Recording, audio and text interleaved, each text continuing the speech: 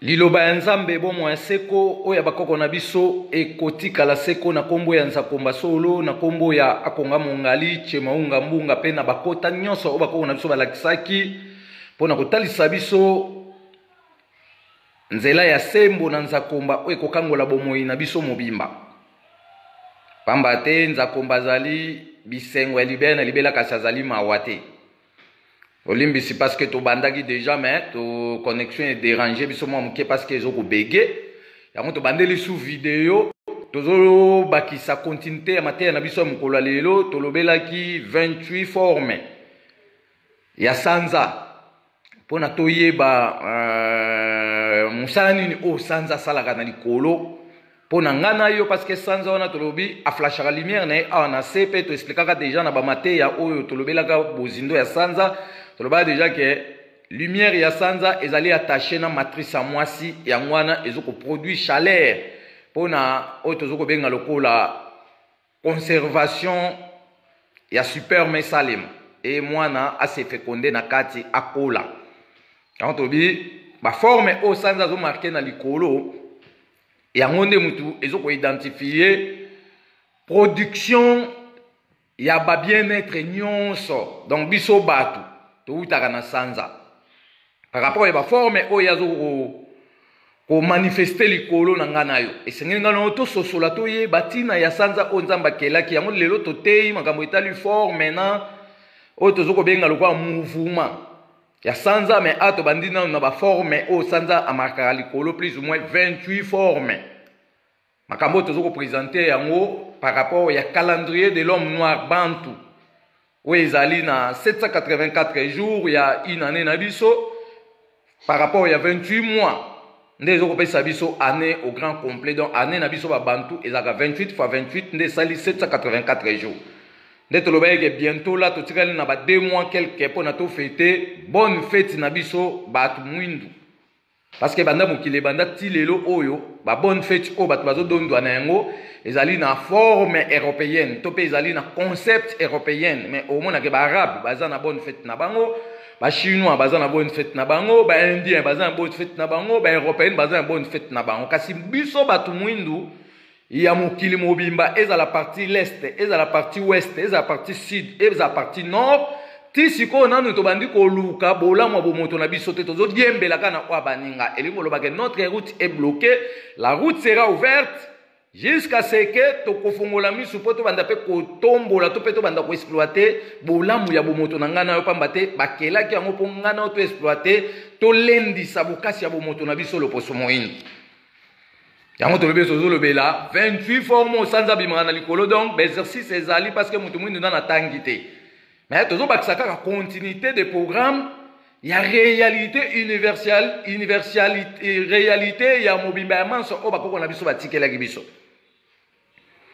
C'est que bakoko ba olaksanga na yo kitoye ko la sanza, pona toye ba mabomba nya sanza. Toye ko la moi, po toye ba mabomba nya moi. Toye ko la oto zoko benga betual, tope minzoto, po toye ba pe mabomba mi ya minzoto. Donc ato komeli bino le 28 formes le 28 formes ya sanza. Ça veut dire, na 28 formes à sanza awa tolobi.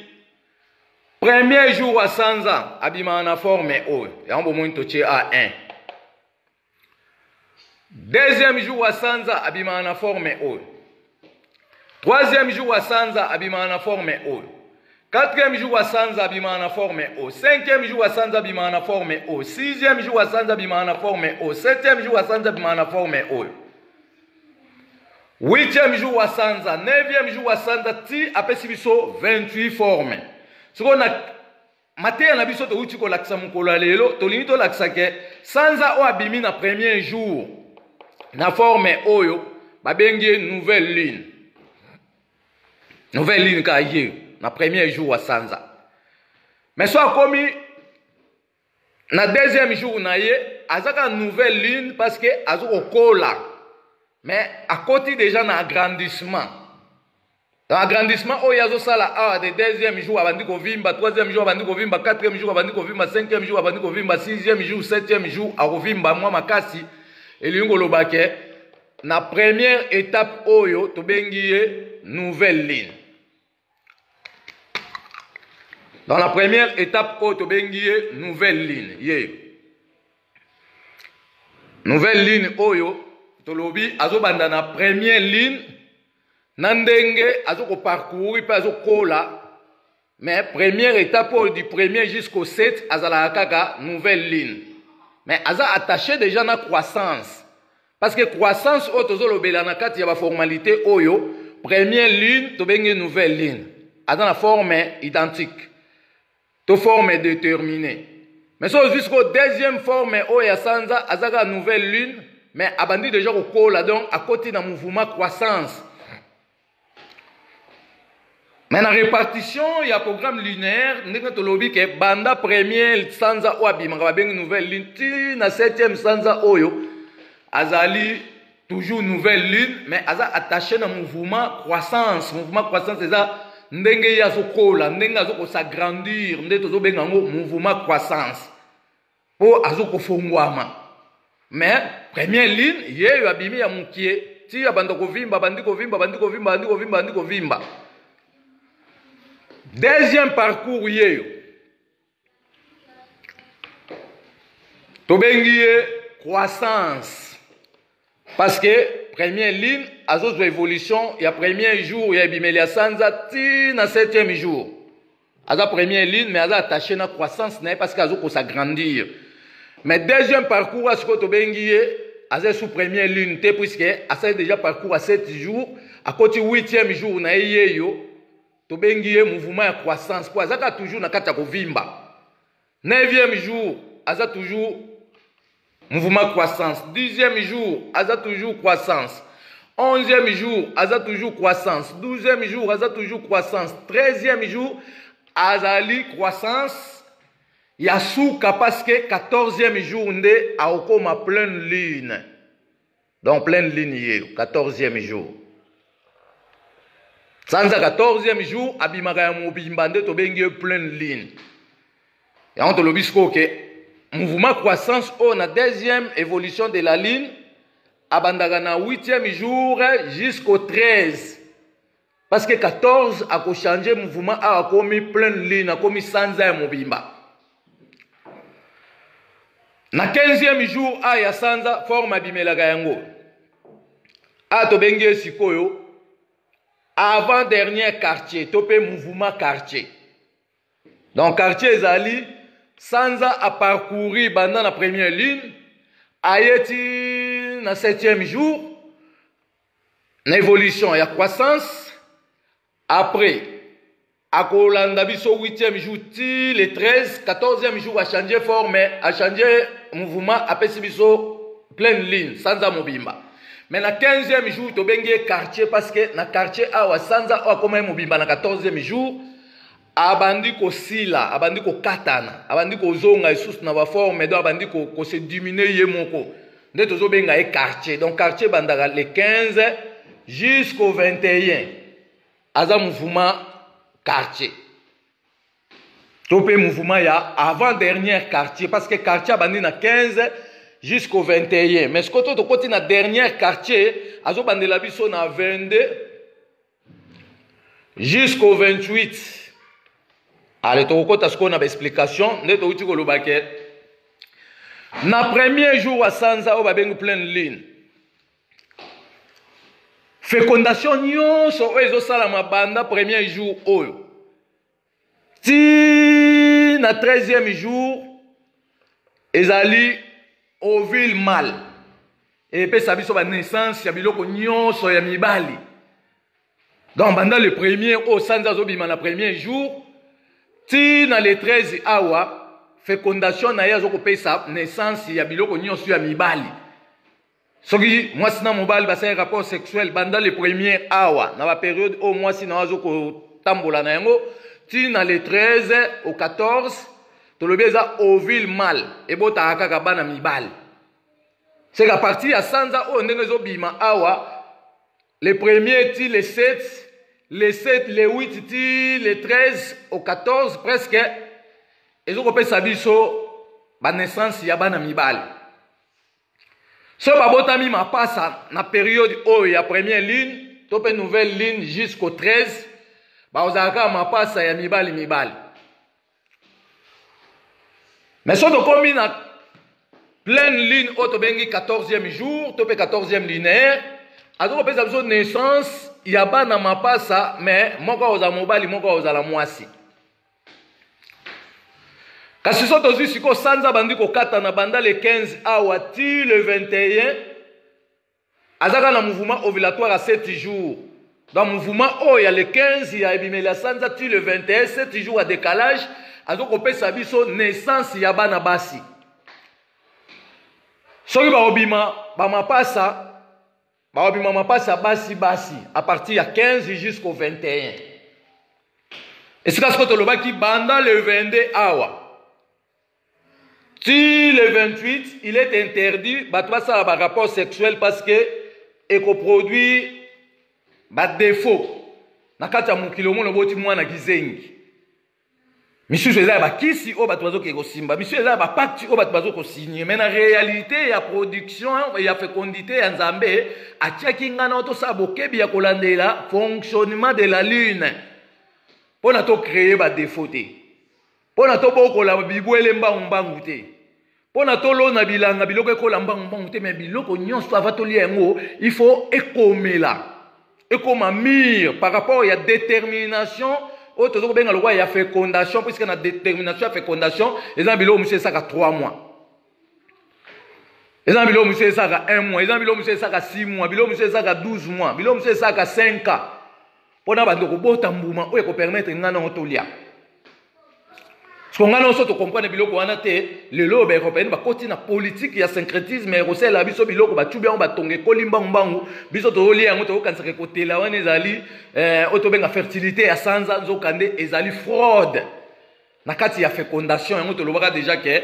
mama Kimpavita batumbaki le 2 juillet 1706 kasi molimo na ye ekendaki kovanda na kati ya sanza pe asalaki bitumba na ange Gabriel. Parce que Ange Gabriel a ke kovanda pembe na sanza pona koyiba otozo ko benga lokola revenu ya fécondation. Parce que sanza na likolo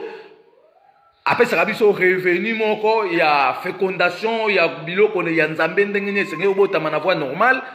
Kasi Gabriel a telemi pembe ya sanza azo yiba biloko wana azo kitisela yango bandeko na ye o bazo sa siko biloko ya ba chronologie o bazo sa biloko ba engrais chimie oyo ba déformer ba nature bazui soso ba tubie tonga. Azo koka suko lela kokodio côté. Bazindunda bakolisa mbangu 2 semaines, 1 semaine, pamf bakomo le sabiso ali batu bakomi na ba maladie et lembisi ba partie du corps ya batu. Alisiko ba maele wana nyonso ndanto traité en motende tolobi que nous sommes nés comme la communauté internationale bantou pour juger les Européens par rapport à la destruction de ce monde. Parce que eux n'arrivent pas à respecter la réalité naturelle, ils fabriquent des choses mbangu pona ko détruire mon kilo ko exterminer l'homme noir kasi lokwa biso batu mwindu ya bwanya kimbangu to botami na maela sika biso pe to yesko ko condamner bangu pona ko discipliner bangu to zongsa bangu siko na programme ba respecter logique des affaires ya bien de la nature o Nzambe akabela ka biso likolo na se.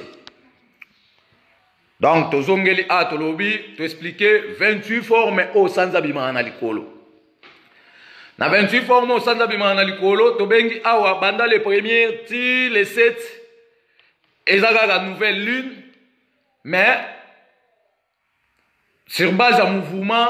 otozo ko benga lokola ya croissance parce que sanza zo vimba so botali bo moni premier juillet abimi lokwa linzaka mais na forme ya sani ou bien morceau lila le telema na mupanzi soki to ozui deuxième jour abandi suko vimba mais a changé forme abo moni a changé forme awa abimi na forme mususu awa abimi na forme le ya sani abandi ko vimba ti na 7e jour to bengi première lune to pe nouvelle lune puisque il y a la première lune mais bango nyonso baza ba nouvelle lune parce que baza sanza ye bandeli mais awa bandi ko vimba lokwa bandi ko vimba asangani nde to lobeke mouvement na forme ezotambwaka ndenge mo mais c'est la biso deux rôles différents. Il faut to comprendre makambo malamu pamba te mvulusi mbanga lobeke kela sekoya bayaki na tembe po bakabola libota Kongo kimbanzi seleka sukisa makambo bayaki na tembe po bakabola loposo moindo kimbanzi seleka sukisa makambo kimbanzi imana machicha nzambe seleka mabelongwa awomboka ya Kongo totikala na bomo ya petwa se na kombwa nzambe maloba kimbangu solo kokisami maloba kimbangu solo mobikisa loposo moindo kimbanzi seleka sukisa makambo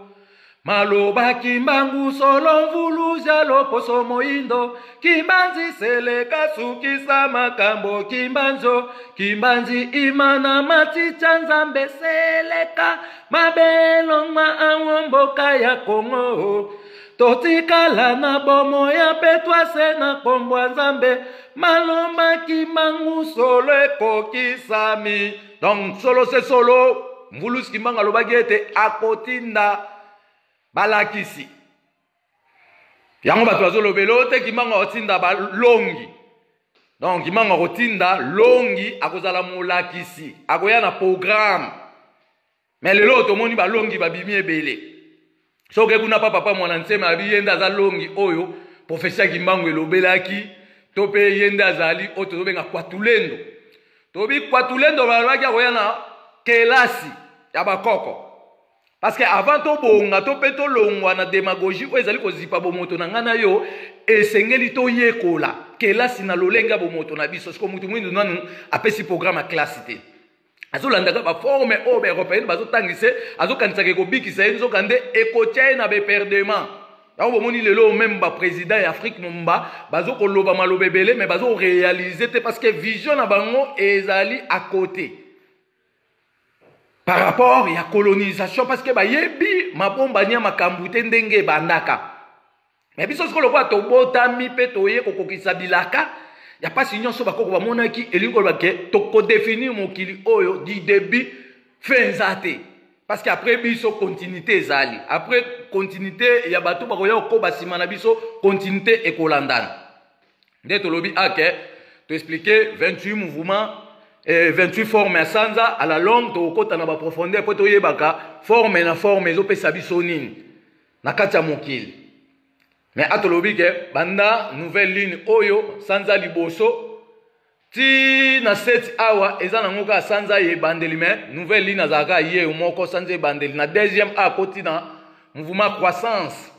et mouvement croissance wana akomema biso ti le 13 avant le 14 parce que le 14 akochanger forme akoma pleine lune. Dans pleine lune ekoma aka na 14e jour ya kobima sanza na likolo.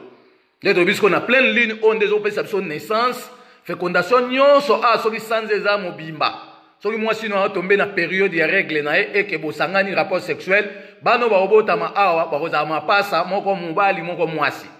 erataka te okende échographie te échographie nde euti na kati ya makambo oyo échographie oyo bamindele bazolela bato bambongo euti na kati ya makambo oyo. So ngana tolingi koyekola sanza te tozoprespite kaka ochezemi oke na échographie batala mwana na aza mobali obien mwasi obien aza ovile nini.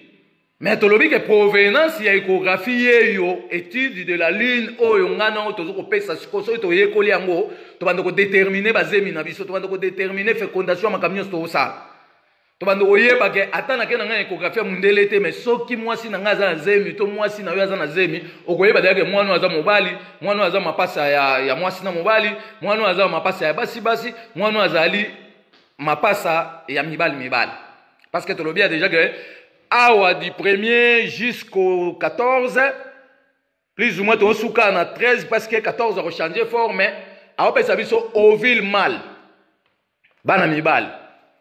so babotami mapasa babotama mapasa mibali mais pendant 14 jusqu'au 21 plus ou moins le 15 au 21 7 jours à décalage na mouvement quartier sans azokopesa biso ovule femelle du 22 jusqu'au 28 ezali ovule raté. Pourquoi tobenga ovule raté? Tobenga ovule raté parce que à partir 21 oyo quartier azosila mpona kopesa biso Oville Male. Tant tozokota na dernier quartier ebandi na 22 jusqu'au 28 tolobi awa ba mouvement oyo nyonso yango nde mutu enetoyaka nzoto ya mwasi. Donc à partir ya awa le 22 jusqu'au 28 tolobi ke ezali interdit par rapport ya ba rapport sexuel parce que bana ba obota mana ba défaut bana ba obota ma lemso oboti baba lemso oboti mwana aza na raisonnement ekokate parce que au respecter évolution linéaire te. Yango te expliquer à partir ya awa ti na 28 oyo ezali mouvement ya nettoyage oyo rassemblaka salité nyonso oyo mwana mwasi a parcourir na yango na mwa mobimba pona a débiter règle ya sika oyo eko nettoyer kati ya nzoto na ye pona a recevoir oyo tozoko benga lokwa revenu moko boye ezanga microbe to pe revenu moko boye ezanga bosoto yango tolobi ke awa na makambo ya naissance tozozwa kaka nouvelle lune jusqu'à 21e jour nde tokoki koutiliser pona ba naissance ya bato pe ya ba nature nyonso mais du 22 jusqu'au 28 topesi awa ezali Oville raté esengeli tosala keba pamba te nzambe asalaka mokili oyo atiaka mutu moko te abota mwana kizengi atiaka mokolo moko te mutu abota mwana na defo mutu munene atiaka mutu moko te mokolo moko abota mwana ayokaka bien te atiaka te mokolo moko bamakambo tu oyo tozosibir ezali baerreur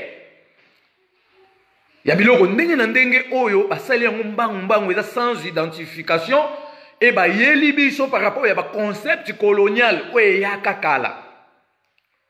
abiso siko todiembeli na mode de vie européenne nzoka nde tozoko se détruire parce que chaque peuple aza na mode de vie na ye chaque peuple aza na alimentation na ye chaque peuple aza na losambo na ye chaque peuple azali na elobeli na ye chaque peuple azali na compréhension na ye chaque peuple azali na concept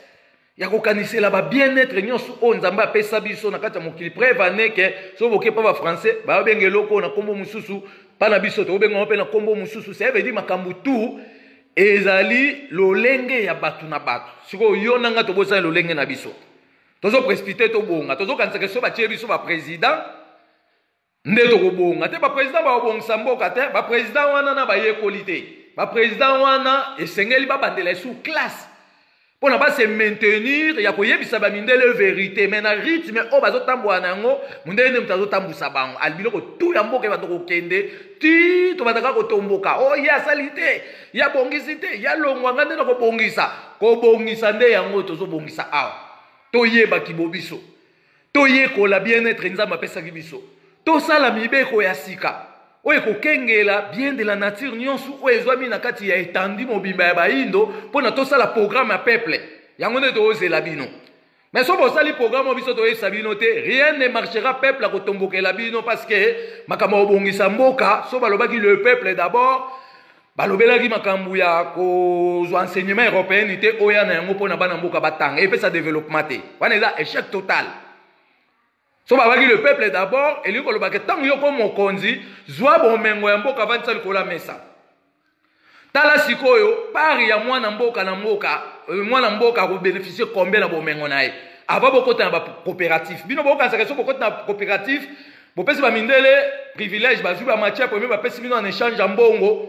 wana ebongisa mboka te wana eza ba papier eza mukie par rapport à valeur à Congo. Valeur à Congo est déterminée, tu peux définir dans la matière première. Mais si tu as conduit Afrique mobimba, ça tu as diamant, na ba or, na ba matière première, tu as stocker. Comme autres benga lokola richesse abo mengo na bango. Ba wazo wela ka mbongo donc ndela seli bino a dévier penser na bino.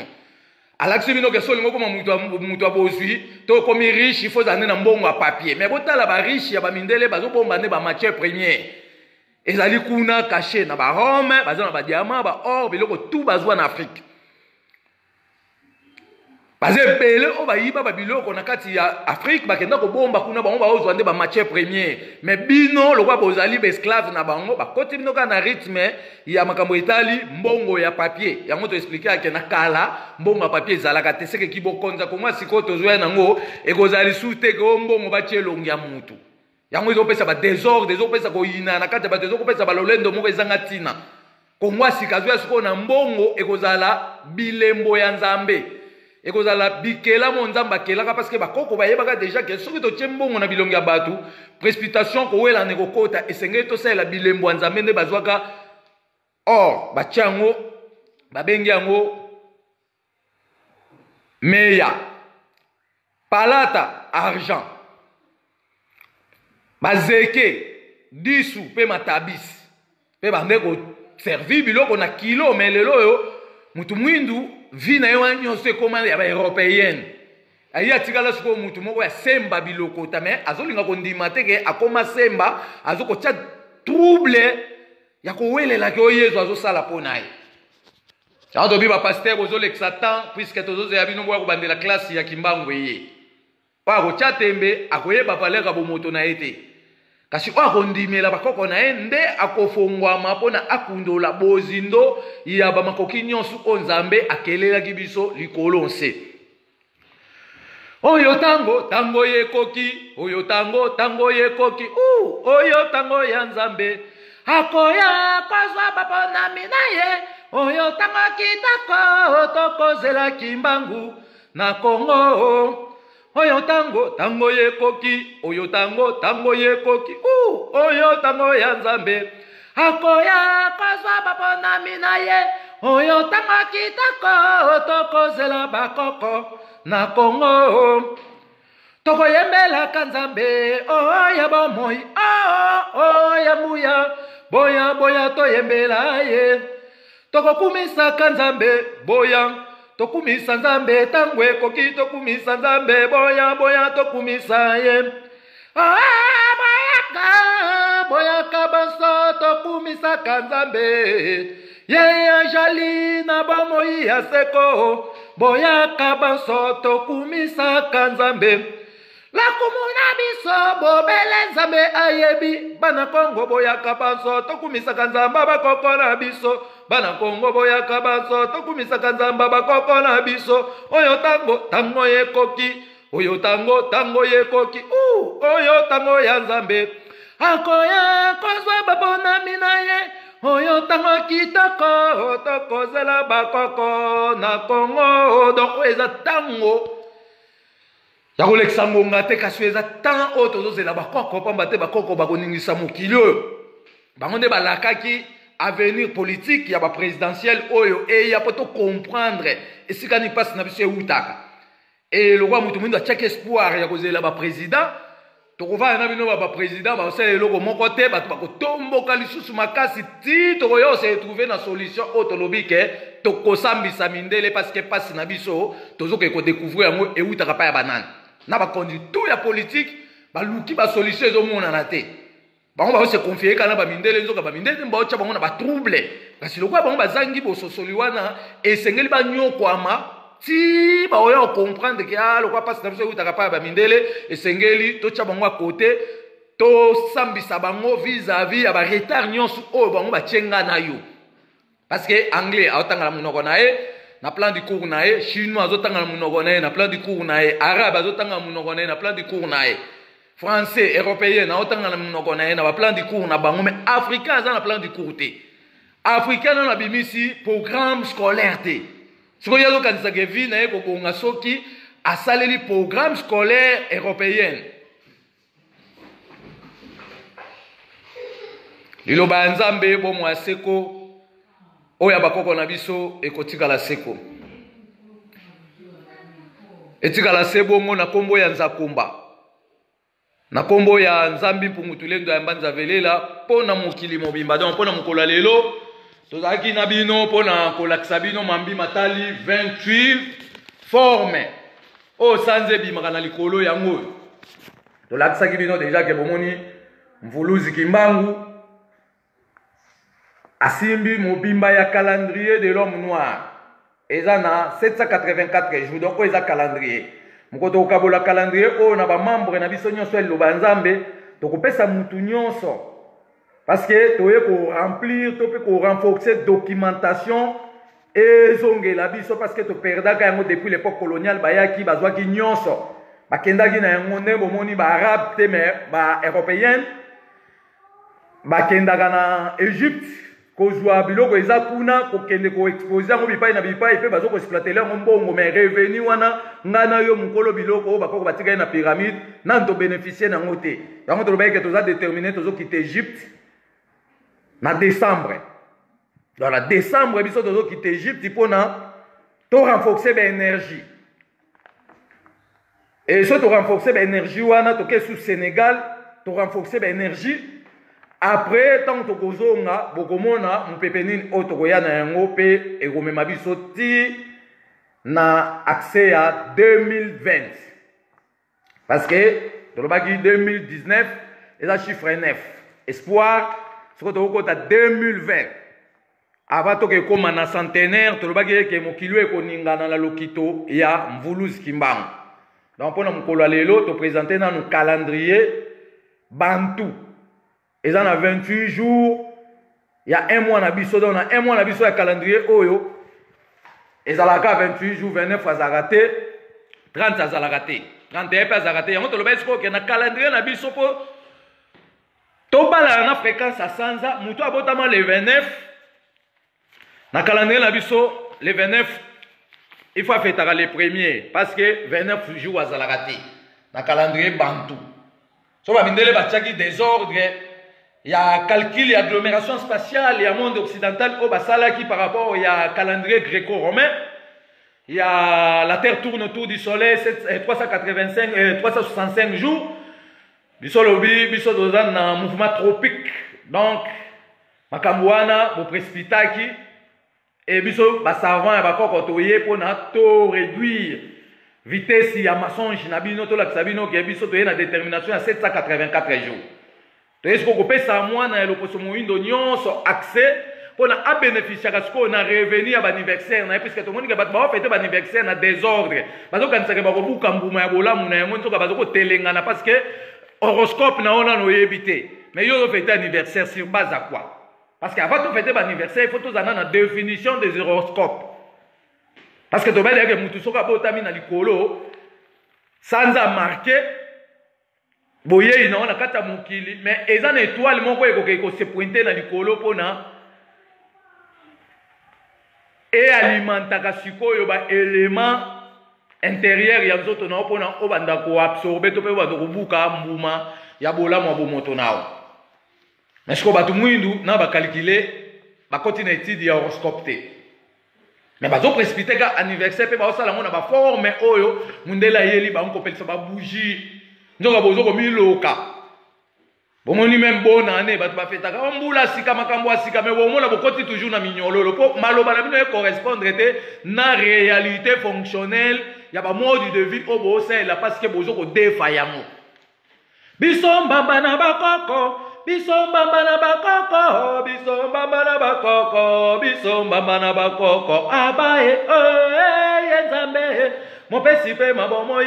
nzambe abakoko ye yo nde mozalisi nzamba nguya biso mbamba na bakoko biso mbamba na bakoko biso mbamba na bakoko biso mbamba na bakoko soki tolandi bakoko tokozwa bomoi ya seko soki tolandi kolona tokotonda na bilei na kongo ye nzambe mopesi mpe mabomoi nzambe bakoko ye oyo nde mozalisi nzamba nguya biso mbamba na bakoko biso mbamba na bakoko biso mbamba na bakoko biso mbamba na bakoko soki tolandi beglize tokosila na kokufa soki tolandi bakoko tokotonda na lolendo na kongo ye nzambe mopesi mpe mabomoi nzamba bakoko yo nde mojalisi nzamba nguya donc mpona kosukisa matene na biso mokolo ya lelo tolobeli nouvelle lune na mouvement croissance. Pourquoi tu as une nouvelle lune? Pour aza sanza et bandel premier jour à sanza ye oh tu es tikali et ça toujours une nouvelle lune mais ils ont un mouvement croissance parce que ils ont s'agrandir et croissance wana et ça continue na 8e jour ti na 13e parce que na 14e jour a comme à pleine lune parce que na 15e jour jusqu'au 21e jour azo pesa biso mouvement quartier et na 22e jour jusqu'à 28e jour azo pesa biso dernier quartier to expliquer makambo na yango toko pesa moi explication mukie ya programme totika nango pona to clôturer manaka na biso ya mokolo ya lelo ezali suite ya bate ya oyo tolobeli makambo etali sanza plus ou moins 28 formes oyo marqué likolo kasi toyekoli makambo etali forme na mouvement tolobi mouvement ezali forme azali ko définir oyo tozobenga lokola fécondation oyo tozokobenga mouvement ezali attaché na forme kasi eza na deux rôles différents. Sikoyo soki totali na bozindo par rapport ya programme na biso ya mokolo ya lelo mpona kosukisa mateya na biso tokoloba yango polele ete todesine sanza ya mobimba wana todesine sanza ya mobimba na sanza ya mobimba oyo forme oyo soki sanza bimi na forme oyo bomoni yango na première ligne tolobi égale ovule mâle ovule mâle dans la forme oyo sanza ndenga bimi bomoni na nouvelle ligne bokomona ye abimi na forme oyo tobengi ovule mâle naissance ya bana mibali soki tozwi forme oyo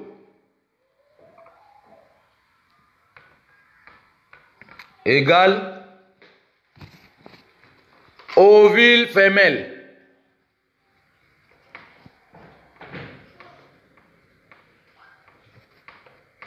ovule femelle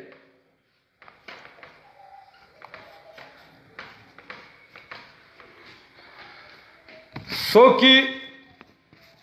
tozwi forme oyo tolobi ezali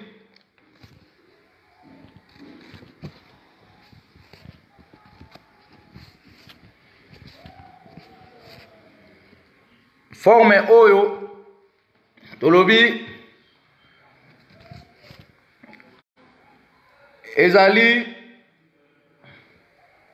na forme oyo ça veut dire ba forme oyo nyonso totie tolobi forme oyo akopesa biso ovule mâle bana mibali me bakobotama mpe mapasa ya mwasi na mobali mwasi mpe mobali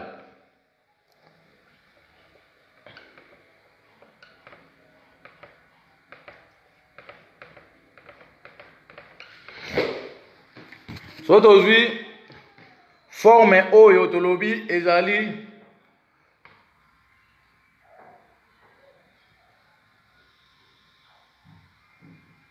mapasa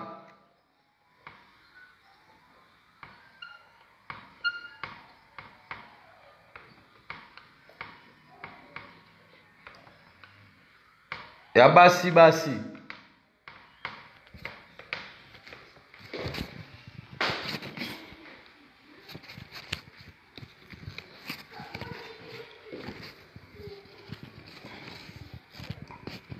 pe tolobeli awa ye moko sanza ya mobimba awa ayopesa biso mapasa ya mwasi na mobali echangeaka te voilà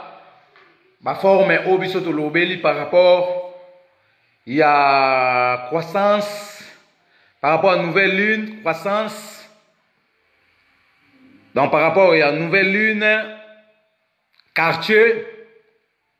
avant-dernier quartier na croissance pe pleine lune nde azokopesa biso bamakambo oyo nyonso tu donc atolobeli ke forme oyo aza ovule mâle mais azopesa biso bana mibali mais akoya pe na bamapasa mais bakozala oyo tozokobenga lokola basi Donc na forme o nde tokozwa mapasa ya mwasi na mobali ye tokomi a likolo me ato englobe liloba ya nzambe bomo aseko oyo ya bakoko na biso ekotikala seko na kombo ya nzakomba solo mpona mokili mobimba etikala se bongo oboyi bakoko na biso fimbu ya kekele oswani na Kongo nzala na libumu. Donc voilà mwa muke oyo biso tolingaki tolakisa na kati na biso yango wana pe forme oyo ya suka oyo tolobi eza toujours na kati ya mouvement croissance mwana mobali toujours parce que azali agrandissement ka ya sanza. Dans l'agrandissement sanza a tolobi forme ya nouvelle ligne a opesa biso ovile mal bana mibali na mibali soki apesi mapasa awa bagoya mapasa ya mibali na mibali tango azoko s'agrandir na évolution à croissance yeyo tolobi aza toujours ovile mal bana mibali to akobimisa mapasa ya mibali na mibali so tozwi mouvement oyo aopesa biso mapasa ya moko oza mwasi moko oza mobali mais so tozwi sikoyo mouvement oyo awa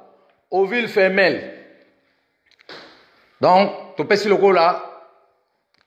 5 mouvements dans 5 mouvements totie sikoyo pleine ligne nde tazali 5e mouvement parce que tolobi nouvelle ligne croissance quartier dernier quartier na pleine lune yango to expliquer bino programme yango to salaki awa to représenter yango pona mutu nyonso a comprendre que esengeli ngana to sosola likolo nse to bandeli to lobelaki 28 formes sanza et na 28 formes sanza na to lobi ke sanza ye moko mobimba aopesa biso ovile mal na forme o ya nouvelle ligne et na forme ya agrandissement sans croissance a même biso toujours na ovile mal mais ko pesa pe production bana mapasa bakozala moko e baoza mibali to kozwa forme oyo ya pleine ligne a pesa biso bana mapasa moko oza mobali moko oza mwasi et to kozwa forme oyo tolobi ovile femelle du 14 jusqu'au 21. Et à partir ya awa nde azopesa biso pe bana basi parce que ça évolution ya quartier aza na double évolution. Première évolution azali quartier et bandeli wa bandi du 15 jusqu'au 21. Deuxième étape ya évolution quartier ezali du 21 jusqu'au 28. Et on te dit que ba au ville o ya 21 jusqu'au 28 ezali au ville raté. Ale sengeli ngano to landela mobimba sanza pona to comprendre réalité ya mobimba ya manso o nzambe achaki pona ngana yo soki to comprendre nde to kosala makambo ya solo nde to kongengisa bolamo bo moyi na biso nde to kobotisa bo moto na biso na balolenga ba makambo ebele vraiment to kumisi kombo na nzambe ya bakoko na biso par rapport ya ba maele nyosu o ya zali ko kabela biso butu pe moyi pona to sosola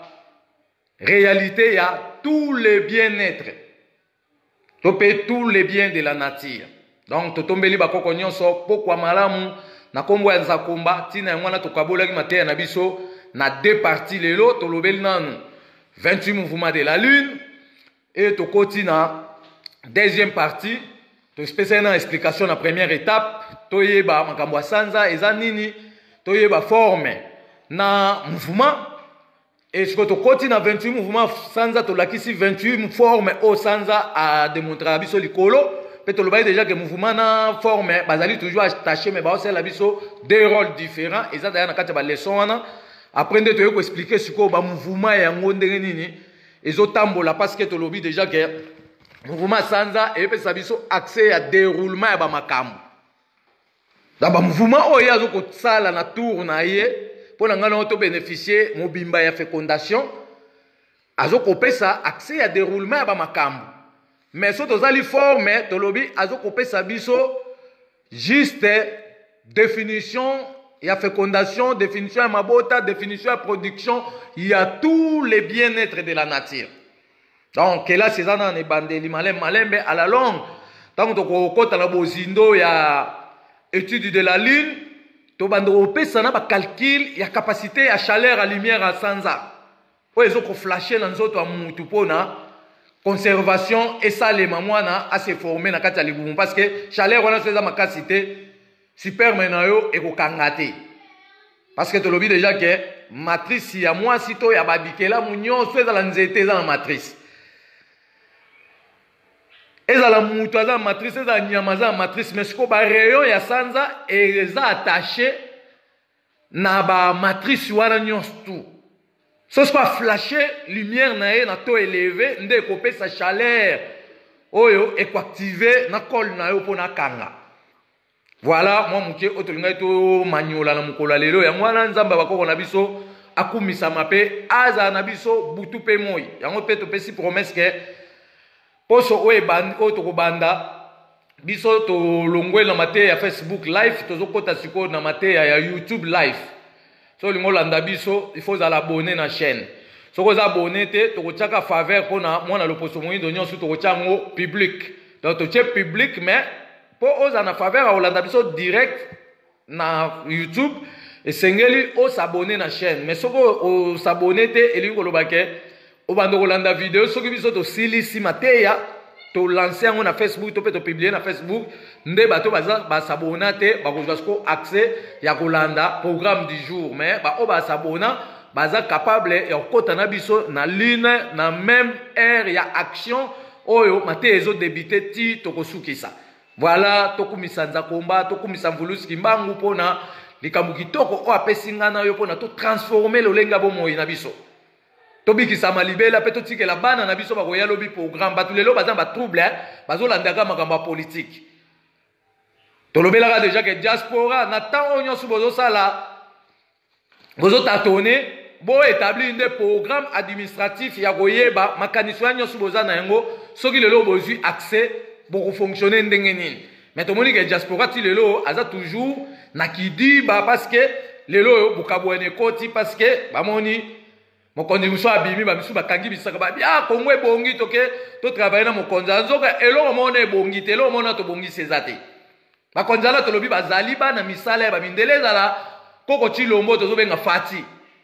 aza mwana mosala mundele na ayebi eloko moko te ye bavandisi eka wana bazokomande eloko ya telecommande soki ozokanisaka makambo oyo ya kosala yango nde mte kobongisa mboka tolobi notre route est bloquée parce que nanu totie Valérie Yabomoto nangana oliko na mesate et to pese programme que avant Congo ebonga esengeli ba konzi wana politique ba travailler pour nangana yo